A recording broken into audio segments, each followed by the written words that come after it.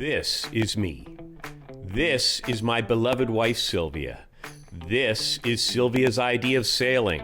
This is my dream of sailing and my hope of circumnavigating the globe as a retirement project in 2029. This is Sylvia's reaction to that idea. What? You got a quest? I am on a 6-year quest to convince Sylvia that a circumnavigation is a wonderful adventure, but the clock is ticking, so join me as I search for the perfect yacht that Sylvia will love, and get all your ladies to subscribe and cheer Sylvia on in the comments.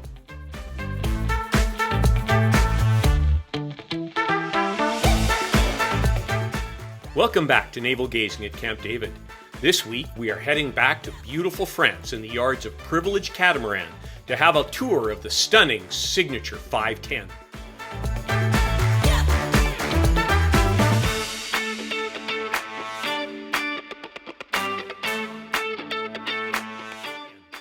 Today we will 1. Review its specifications, pricing and layout against 3 similar new vessels. 2. Do a full tour asking what would Sylvia say. 3. Naval gaze at an innovation or adjustment that just might make life aboard a little easier. 4. Have a look at the market for 3 to 5 year old pre-owned comparables. And 5. Give it a Dave score and compare the result to all our previously reviewed yachts. As always, all this fun will be sandwiched between a pairing of wine and a work of art from the same region as the guest yacht, in an effort to capture the culture and people who gave birth to these wonderful vessels. Waves, wine, art, and ideas. What a civilized way to spend 30 minutes, so let's get going. From high above Vancouver, we head east across the Atlantic and way up north to Sweden and the home of last week's guest yacht, the Hallberg Rassy 57.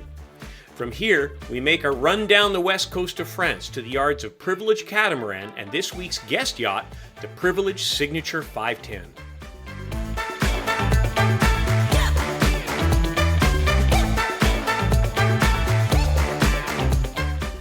Finally, we hop southeast to the wonderful Rhone Valley and the vineyards of this week's wine pairing, Boutonneau-la-Côte Sauvage Carême.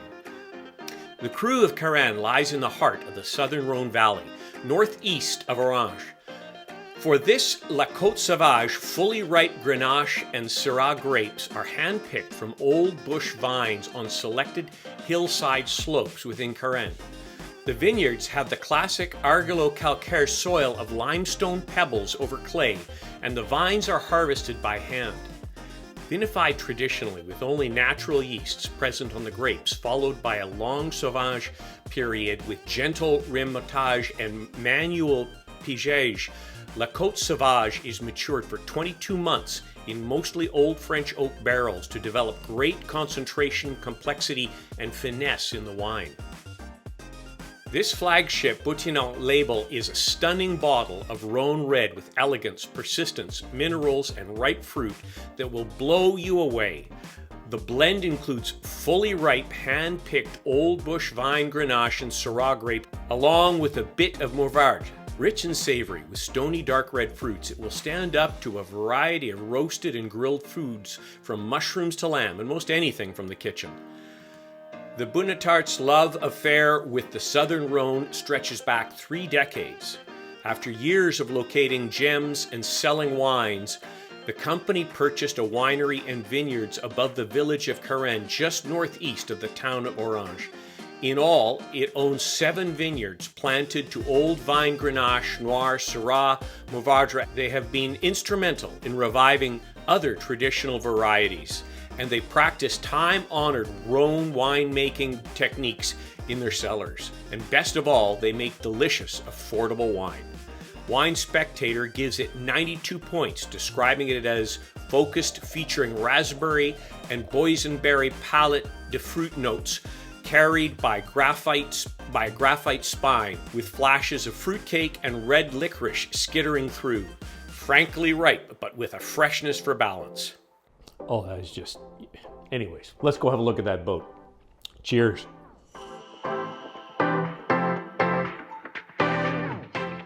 Looking at the outside of the Privilege Signature 510, I mean, she is elegance personified.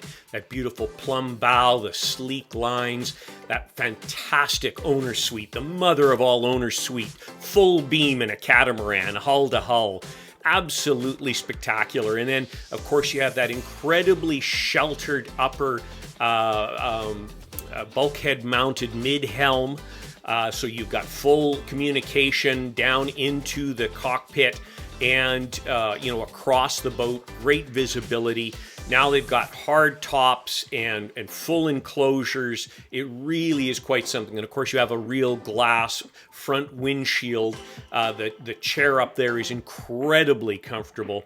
But I mean, everything about this vessel, from her davits to the line of the roof to the beautiful colors they're putting on the hull and the way they integrate the lovely hull windows, it really is something else. And do note the solid steel, beautiful safety rails. No ugly, death lines around this vessel. So what are we going to compare this to this week? Well, we're looking at the Privilege 510, the Naisna 500 SE, the Aura 51 from Fountain Peugeot, the Bally 4.8, and the Neil 52. They're all handsome vessels. You've heard that, last week we talked about the Naisna 500 SE, a little dated in her hull form, but still a very attractive vessel. The Bally 4.8 is starting to stretch out its kind of chunky look to the point where it's almost acceptable.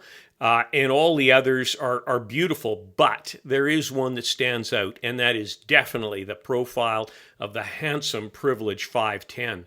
Hopping onto the rooftop now, you can see that the Privilege 510 here, she doesn't have the upper sun lounge like her bigger brother does, but lots of space out on the front trampolines, as well as the front deck, and several areas there and levels to put beanbag chairs very comfortably.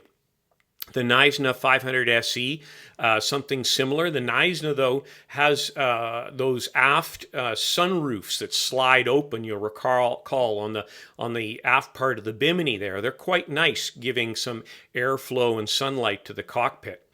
The Aura 51 does have a beautiful upper sun lounge with the bulkhead mid-helm so that you can communicate both up and down into the cockpit as well as into the saloon. And she has a lovely faux front lounge. The Bally 4.8 has it all.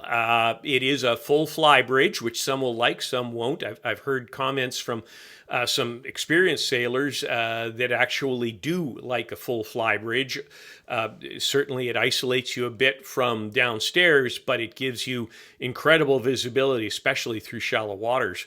The beauty of the 4.8, of course, is not only do you have a fully sheltered, hardtop covered upper fly bridge with lounge, you have a forward solid foredeck with access from the saloon onto the foredeck, and a mini aft cockpit, so lots of places to go. The Neil 52, the new Neil 52, a really wonderful layout. They preserved that bulkhead mid-helm. They preserved that lovely sky lounge with both the lounging area, with the settee, as well as the sun pad. And, of course, they have a lovely aft cockpit. Lots of space inside. But I noticed in their price list, they also had a forward some kind of a table setup you could put on the foredeck or option it in with factory cushions and such. I'm dying to see what that looks like. That would be very interesting. Okay, hopping downstairs into the saloon, you can see heading across here. Let's start with that Neil 52 now. They have, again, that wonderful main floor owner's suite. But they've done wonderful things with that by, number one, putting a window through to forward so that you can see out, a window aft so that you can see back, and of course you have your windows to the starboard side as well. They spun the bed around into a more conventional format, which I prefer, and they've taken the head and the dressing room all downstairs into the starboard ama, which just creates incredible space. I think it was a fantastic move, similar to what they did in their lean power trimarans. They've also again, have a very nice aft cockpit area you can see there that joins up through the cockloon, those wide open cockloon doors to match up with the interior settee and table so that you could have like the mother of all, Thanksgiving dinners there if you wanted to. And having the forward-facing helm straight forward gives you a sense of massive space when you're standing in the cockpit looking forward versus the kitchen, which tended to break it up. It was too big a galley anyways in the previous one. On the Bally 4.8, of course, you have the giant saloon living room aft with the garage door that opens up. They've preserved something of a small exterior cockpit without table with that aft settee, and then a massive galley area with a beautiful, they got a forward-facing nav. They have a forward door out onto that absolute massive front solid deck, and they have a lovely little settee and dinette there. The Aura 51, fairly conventional in the cockpit. Very, why if it ain't broke, don't fix it. They got a built-in area for your barbecue in the aft, as well as an aft settee. Going forward into the saloon, big wide open doors that open that whole thing up. Lovely island kitchen, and then a fantastic innovative layout to the settee and dinette. A small settee far forward, separate from the eating area, which I love. So 2 different separate areas to sit. And then, of course, you got your L-shaped settee with a dinette there. Or they tend now much in the Fountain Peugeot for the saloon table to be more a coffee table because most people eat out in the cockpit anyway. So why cramp things? And of course, you have a very nice faux front cockpit. You don't have the through saloon access, but it's very nice with a bit of teak there and a table and the cushions, the ratchet up and down. Very nice.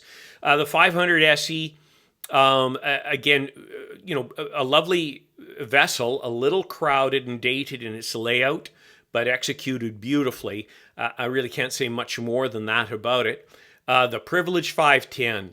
Now, this is the type of catamaran that I wish far more manufacturers would build. It's elegant and simple.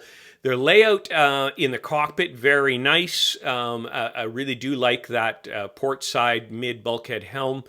Nice cockpit area there for lots of relaxation. Moving into the saloon, you have big opening doors, and you have a port starboard split saloon with galley on port and settee dinette on starboard. Not my favorite use of space, but it's executed very, very nicely. Heading into, forward, this is the spectacular part. So the owner's suite, you can see forward there, a center line, full 3-sided owner's berth, and a suite that stretches wall to wall, full beam on a catamaran. So the sense of space, absolutely epic. Nothing else like it. Heading aft, you've got 2 butt scoot berths for your passengers as you wish. Okay, now heading further into the accommodations on some of these where we need to. Obviously, we've already touched on that in the 510 and the 500 SE. The Aura 51, this is where she really shines, is in that portside owner's hull in the single Maestro version with an absolute, the only thing that would compete with a Privilege 510 in size is this incredible owner's suite with a full 3-sided walk-around owner's berth at a normal bed height, and then massive storage, a beautiful settee along the port wall there, and then forward into a massive head with 2 sinks. I mean, absolutely spectacular. The layout's fantastic. The finish does not meet what the Privilege does, but boy, it's a pretty spectacular layout. And then heading over to the starboard side, you have the 3 cabins here. Forward, you have a nice athwartship for your guests with 3-sided access. Aft, you've got an exterior from the cockpit access suite for the kids or that honeymooning couple that are coming along with you. And then midships, you've got that spare area there that could be used for storage or extra guests. The Bally 4.8, almost a rival to the Aura 51. In as far as this layout goes, again, you have the full port side owner suite with beautiful three-side access to and natural height to the bed and a huge head up forward. And then again, they have that same sort of three cabin on the passenger side, with the exception that the mid cabin is a bunk, which quite honestly is probably a little more usable in that 9 times out of 10 it'll be used for storage. And then the Neil 52, this is where you get to see that starboard ama, amazing dressing room, midships helm, and then far forward through a door in the forward wall of the shower, you have access to a full laundry room. Absolutely spectacular. In center hull, of course, down below, they've utilized the space a little more effectively. Instead of the giant mechanical room, they do have a very nice berth there. It's a wall-to-wall butt scoot, but it is low. It is in the center of the boat and probably one of the most comfortable areas you could ever sleep in rough seas. And then you've got a shared head forward and up that you share as a day head that's accessible from the saloon, B, a head for the forward center bunks or V berth, and C, a head shared with the midship lower queen size in the center hull. Okay, let's move over to the numbers and have a look, see what we have here. Looking across the top line, you've got the Bally at the most economical here, at 850,000 euro, followed by the Neil at 946,000, followed very closely by the Fountain Peugeot at $1,047,000, the Naisna at a remarkable $1,085,000 for a full custom build, and then our Privilege at 2.3. Highly deceptive, though. Again, the Naisna and the Privilege are these rare birds where they include a massive standard load on the standard boat. So to really get a sense of this, we have to go across the Sailaway USD. And here, your best value is the Naisna at 1.3, the Bally then at 1.4, the Neil at 1.55, the Fountain Peugeot at 1.7, and then our Privilege still at a hefty 2.65, but not as dramatic a delta as we thought we were looking at. So, your closest there is 1.7 versus 2.6. So about 900 difference between the Fountain Peugeot and the Privilege 510. Heading across length, the longest here is the Privilege at length overall at 56. Length at the waterline is the Fountain Peugeot at 50.75. The draft, the Fountain Peugeot leads at a mere 1.3 meters or 4.36 feet. Bridge deck, all I could find was the Fountain Peugeot, and it's a healthy 5.4. As far as displacement goes, it's the Bally at 13.4 tons or 29,600 pounds. If we look across, the next one is the Neil. They've shaved a lot off that animal at almost the equivalent, 13.5 tons or 29,752 in pounds. Next up is going to be the Naisna, which surprises me at 16 ton or 35,000 pounds.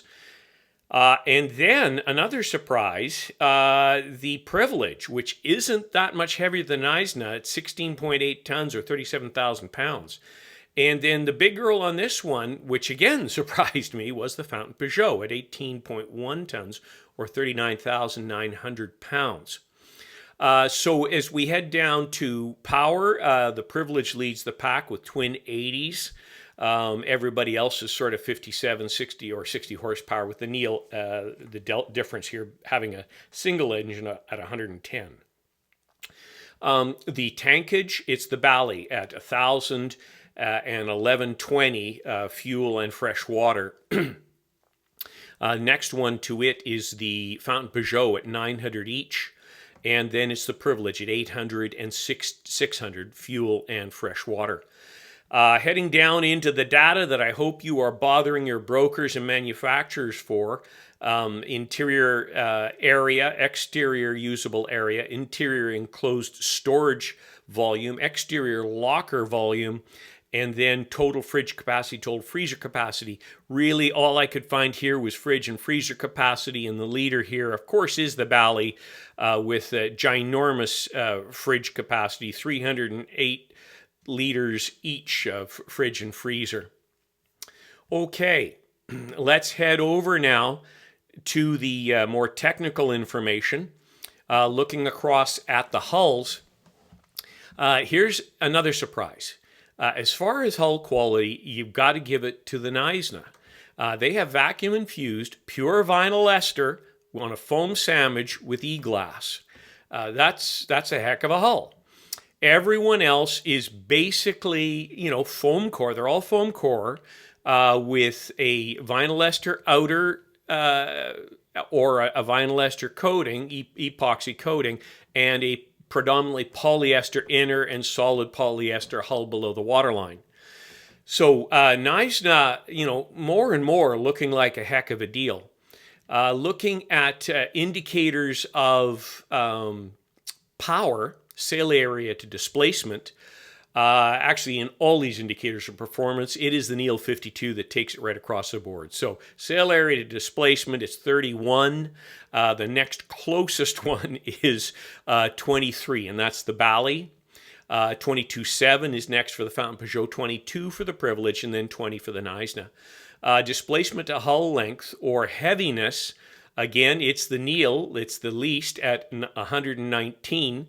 The next closest is 134.9, which again is the Bally. Then it's 135, and that's the Privilege. 136.3 is the Fountain Peugeot, and 169.5 is the Naisna. Looking across at forecast performance, a theoretical percentage of wind speed at 10 knots of wind. In the lead, it's the Neil at 87%, and then you've got the Bally and Fountain Peugeot tied at 73, the Privilege at a very respectable 71, and the Naisna at a reasonable 66. So if that didn't raise your eyebrows a little bit, I'd be surprised. The Privilege, everybody, say, oh, it's so big, it's so heavy, barge with a sail. Not the case. Not the case at all. Privileges are a good balance of performance, luxury, and comfort, especially if you're talking heavy seas. You're going to enjoy a heavier boat. For a circumnav, I could really see this being a very comfortable vessel. If you're enjoying the content, please take a moment to hit the subscribe button. Then share the channel with a couple of friends and hit the like button. It's free and it really helps the channel. You can also join our crew on Patreon, where you can enjoy ad-free viewing as well as downloads of the Excel specifications and PowerPoint layout comparisons while helping the channel for a few bucks a month. You can find a link to the Naval Gazing at Camp David Patreon channel in the description below, where you can also click to receive our free ebook and information on some really cool virtual sailing training. And speaking of cool, my friends at CatamaranShow.com have developed an amazing website and database of every catamaran available and scheduled to launch that allows you to do selectable, in-depth comparisons of 3 cats at a time. They are also working on an incredible virtual tour and on-the-fly configurator that provides the option of fully immersive virtual reality with the appropriate 3D goggles. This is an incredible resource for anyone considering a catamaran purchase. Have a look by clicking the link in the description below. Okay, hopping aboard. What would Sylvia say? Well, I'll tell you what she'd say. She'd say yes. Unequivocally, this is a beautiful boat. And as we walk through this boat, bear in mind, I believe this boat has been owned by a family of 5 or 6 who live aboard for some years, and the thing still looks brand new. Unbelievable. So a sense of the quality here, but look at the size of these beautiful sugar scoops. You've got that wonderful area to stow your dinghy there, nice and secure, big, beautiful davits, beautifully finished cabin top bimini, and look at the table there too. Nice solid wood table with a high gloss on it. Look at the quality of the soft goods. There are no wrinkles or loose material here. Look at your stairs up to your helm position. Nice solid teak, no kind of little thin Larry looking stuff. Everything looks stout and high quality. Nice sized dinghy on board here. Lots of power there to get you around your anchorages. All your little hatches you can see in the walls there are beautiful teak. Lovely teak cupboards here in the cockpit area, and nice ventilation hatches in the actual bimini top there as well. And again, just look at walking up to this beautiful helm station with that fabulous seat and the quality of the steps here. And they've even got the beautiful teak, real teak, on the deck here where you're sitting. Now this cockpit, the helm position is being beefed up even more with input from owners since this boat was built.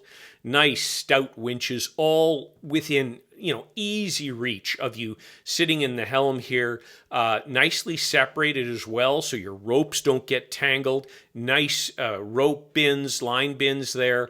And this one has a soft top. The newer ones have the hard tops. So let's do a little naval gazing here. What are we talking about? Bluetooth communication headsets for boaters. If there's one thing I just dread the thought of, it is me trying to work with Sylvia. 30.1. 30.1. 30.1. To actually anchor one of these with me at the helm, Sylvia on the bow, and me getting impatient, losing it, and spending time somewhere in the doghouse, wherever that is, on a boat. You can't hear things, and we've got a clip here of a kid trying to communicate with his mom doing exactly that, screaming back and forth, not hearing each other, an absolute nightmare. So what do you do to overcome that? Besides, of course, get a bow thruster and a dockmate, but besides that, we still need decent communication, and that would be long-range Bluetooth headsets. The ones we're looking at here, they have a range of 800 yards, and they are fully, they're self-contained. There's no cables running down to a hip unit. Everything is in the headset. The headset is nice and compact, easy to grab, easy to charge up and throw on your head so that you're going to use them. They're water resistant, fully duplex, which means you can both talk at the same time, similar to a cellular phone. 10 hours of talk time, so as long as you're plugging them in appropriately, you're never going to run out of time. Fully wireless and self-contained, as I said, no belt radio or annoying cord. And this particular brand, ironically, is called the Two Talk Marriage Savers, which I think is a tremendous marketing angle. Okay, back on board. Again, it's hard to get enough of this fantastic helm station here. It's absolutely beautiful. And do note the stainless steel work here. Look at these beautiful solid life rails at a decent height. Why every mono and multi-hull manufacturer doesn't at least option factory solid steel safety rails, I don't get. Look at the safety here. You got a rail all the way down the cabin top, solid life rail on the outside. Beautiful princess seats here in real teak. Again, not a thin little plywood section, but a decent thick looking one that gives it a sense of quality. Beautiful flush hatches wherever you walk, and sort of two levels here where you can set your beanbag chairs. Your boom is at a very nice level where it's easily accessed, and you saw those real steps that take you up onto the cabin top, nice and safe and secure. So, I mean, everything about this shouts safety and security. You can see lots of room for solar up here. And of course, a lot of folks would fly a panel on the top of the davits in the aft area there as well. But I can't get enough of these solid handrails on both sides. Absolutely gorgeous. Even on the rooftop here, you can see the flush hatches, very, very nicely done. And of course, aft here into the aft guest suites, you've got the flush hatches, and then you've got the engine access on either side at the very aft section of the float. The beautiful teak grating there, both for the drainage as well as for the air intake on the port side you saw. Here we've got a beautiful little bar fridge there. And now look at the quality in here. There's no exposed fiberglass here. It all looks utterly yacht-like. Like this screams quality and warmth and live aboard in an environment that you could honestly live aboard, as opposed to exist aboard in what looks like living inside a sailboat head most of the time in a lot of other manufacturers. This is absolutely extraordinary. Your beautiful blinds on the inside here, all there and optioned in. Your galley is a great size and a full U shape, so that you are always got a place to hang on to, even though this is a multi-hull. Every surface is beautiful, either wood or leather inserts, some type of soft touch. And you can see the quality of the finishes. Bear in mind, this is a boat that has been lived in by a big family for an extended period, and you simply can't tell. It is utterly gorgeous. Now, heading down here, of course, look at those steps. Absolutely beautiful. The quality of the veneers, the vents there that are all solid wood, not a slapped-on tin thing. Every corner, beautiful solid oak.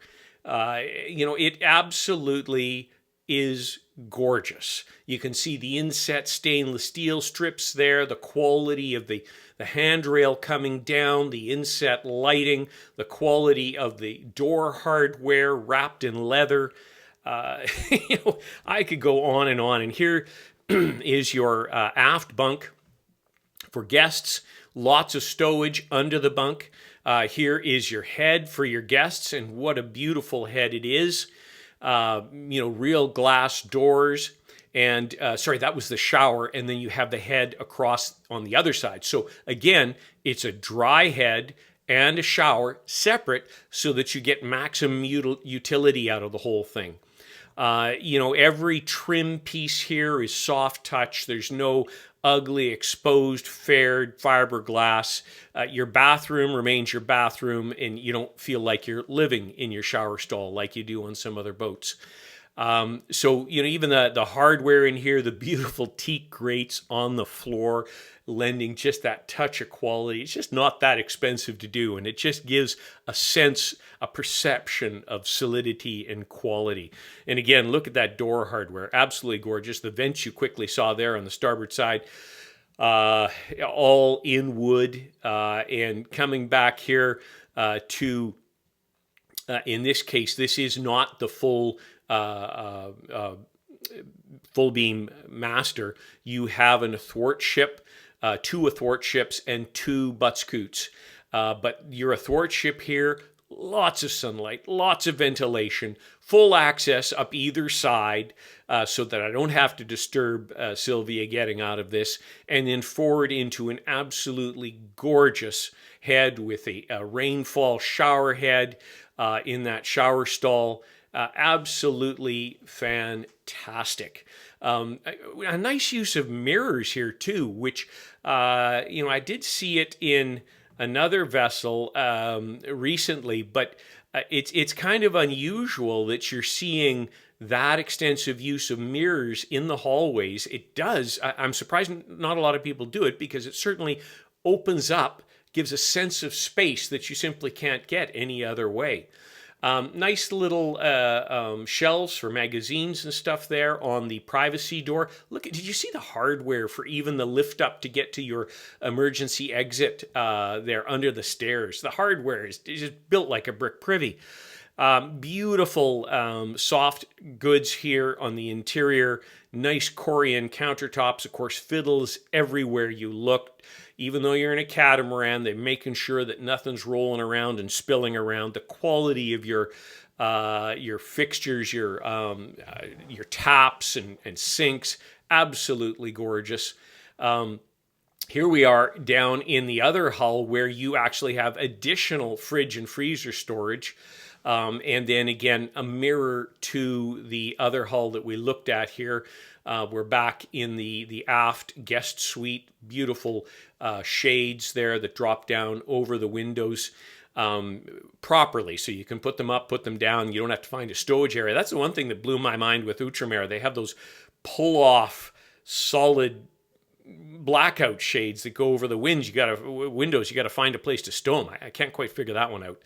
Heading back here again, there's your mirrors, there's your head with the split shower area, and then moving up into your bedroom where you've got that beautiful athwartship bed, easy access out either side without having to scoot down, and a lovely forward shower stall here. With lots of ventilation in it and your beautiful teak floor piece. And of course you see everywhere the inset brushed aluminum or polished stainless insets with in the actual veneers. Looks just a real touch of beauty and elegance. And there's those hinges again. I can't get over them. They look fantastic. Hinges to get to the escape hatch. Nobody's going to look there, but they look fabulous. And of course, Rob was here this day. Fantastic guy. If you ever have a chance to talk to Rob Poirier, do it. He's forgotten more than I'll ever know about this stuff. Okay, what do we look at in pre-owned comparables? Well, this one is a little tougher because what do you compare to a Privilege? There's not a lot out there as far as the finish quality inside. Maybe an Antares, but that's a very small vessel. The one that I came up with here was the McConaughey MC-53 or 55 as they call it now. It's quite an exotic vessel. They're looking for, it's a 2022 here, 53-foot vessel, and they're looking for 2.6 USD versus our 2.6 for the new Privilege. Now, I love the McConaughey, but I would go with the Privilege on this one. Next up, we're looking at the logical comparative would be the Sunreef 50. This is a 2023. It's a one-year-old vessel, 50 foot. They're looking for 2.1 US versus 2.646. For my circumnav, I would take the Privilege simply because the Sunreef, although very luxurious, very solid, its KSP numbers, its sailing performance is like substantially lower. And I'd really like to get somewhere and not always be motoring. And finally, we are looking at the only real comparable, and that is a 2021 Privilege P510 Signature. They're looking for this 2-year-old. They're looking for 1.8 US versus the 2.6 on a new one. Depending on the condition, I would take this used 510. I threw in an extra one here. We got a 2023 Fountain Peugeot Aura 51. They want 1.565 versus 2.646. I would have to consider the Fountain Peugeot for the 1,000,001 Delta here.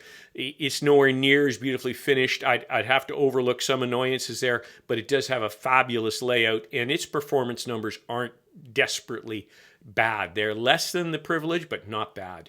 Okay, monohull heresy. What do we compare this to on the monohull side?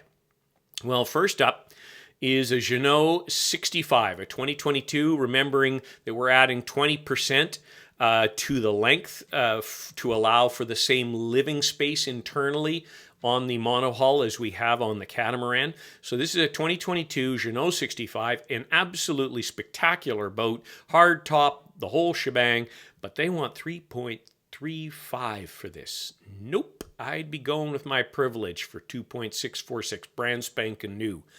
And it'd be flat, and Sylvia would be happy, and I'd have the mother of all full beam masters. Next up, a comparable as well is a beautiful 2018 Oyster 625, 63-foot vessel. This is an utterly stunning vessel. They want 2.752 versus 2.646. I'm afraid I'd be on the Privilege again, even though you know I love oysters. The only thing that might swing me over there, and it's brilliant marketing on the oyster side, is that they host a factory-hosted round-the-world circumnavigation rally called the Oyster World Rally, which looks exquisite, and you're followed by factory technicians. So that would be certainly something that, believe it or not, might swing my buying decision. Of course, Outremer has the same thing. Next, this. Okay, so a 2021 ML 60. So 2-year-old vessel, 59 foot. You know it's stunning. They want 2.482 versus 2.646. This one I would have to think about because I frickin' love the ML.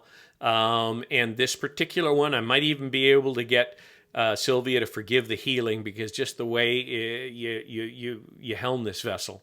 So that one would be a real tough one because they build a stunning vessel and full single-handed. Okay, the Dave score. How did she score? Okay, heading down. Wow, it hits immediately. So obviously she did extremely well. We're looking at the Privilege Signature 510 with a solid 77 out of 100. She's got interior elegance, 9 out of 10, well-deserved. Exterior elegance, 7 out of 10. The only reason that's a little lower is you don't have the fly lounge, you don't have a forward lounge, full lounge, anything of that nature. Everything else is top quality. Comfort on the interior, about an 8 out of 10. And again, very, very comfortable. Don't have the forward access. I'd love to see that they've integrated into the new 580. Exterior comfort, 7 out of 10. Again, you have limited space. You have a traditional aft cockpit. You don't have a forward faux cockpit. You don't have a fly lounge. Quality, 9 out of 10. This thing is solid. Performance, a 7 out of 10. It's a reasonable performance, especially given the size, comfort, and solidity of this unit.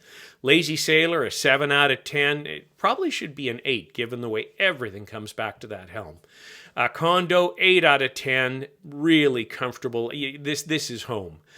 Geek, 8 out of 10. There's a lot of stuff to geek out on this from a high quality aspect. And value for money, 7 out of 10, which is high, given how expensive this is, but everything else combines to, really give that subjective boost to the value for money, 7 out of 10. So 77 out of 100, putting it right there with the Passport 545, the Hallberg Rassi 57, and in company with the Hylas 57s. So, in and about, the right area there.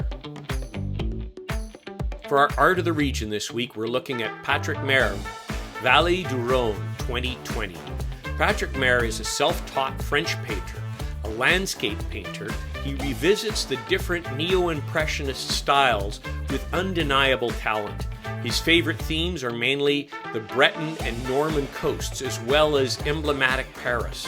Having painted with oils for over 50 years, he was originally inspired by the Impressionists. However, Maire's approach is abstract in nature and always starts from a concrete motif. For him, art is felt, and it is a question of emotion, harmony, elegance, and the heart. Well, there you have it, another Waves, Wine, Art, and Ideas. I do hope you enjoyed this. Obviously, Privilege if price was no object, they are top of the line as far as I'm concerned. They produce an absolutely stunning product, high quality in every way, and it feels like a yacht. It feels like what the good monohull designers do. It's a contest. It's an oyster. And I don't understand why there aren't more catamaran manufacturers that choose to go that direction instead of forcing us to live in what looks like the shower stall of most yachts. Anyways, that's my little beef. I love this yacht. Well done, Rob. Well done, Privilege crew. Keep it up.